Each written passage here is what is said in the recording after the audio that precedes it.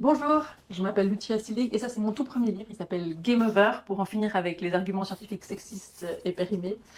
C'est un livre qui parle de science et de féminisme, ou de science et de sexisme, ça dépend si on veut voir le verre à moitié plein ou à moitié vide. Et comme je le disais, l'idée c'est de tordre le cou à deux, trois bons vieux arguments sexistes, soi-disant scientifiquement prouvés, mais aussi de trouver dans la masse des données scientifiques s'il n'y a pas des pistes pour essayer de mieux comprendre les inégalités et de les rééquilibrer.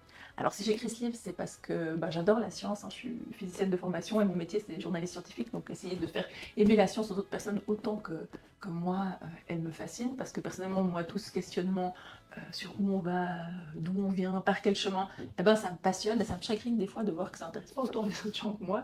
Mais ça me chagrine encore plus quand on utilise la science pour euh, repousser les revendications d'égalité.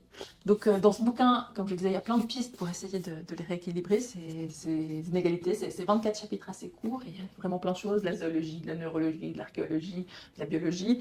Il y a par exemple un chapitre sur comment les femelles bonobos ont pris le pouvoir, parce que dans leur espèce, c'est les femelles qui dominent.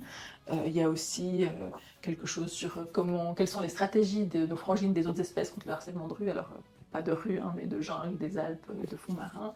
Il y a aussi un chapitre sur pourquoi on a des seins, pourquoi on a des poils pubiens, à quoi sert la testostérone. Euh, Aussi, il y a deux chapitres sur l'investissement paternel, sur l'investissement notamment des papas des autres espèces qui sont très proches de leurs petits. Et puis, il y a aussi plein de dessins, parce que j'ai une imagination assez visuelle, donc je me suis dit que euh, les textes plus mes dessins, ça serait une bonne façon d'essayer de transmettre tout ce que moi je trouve de fascinant et de rigolo dans tout ça.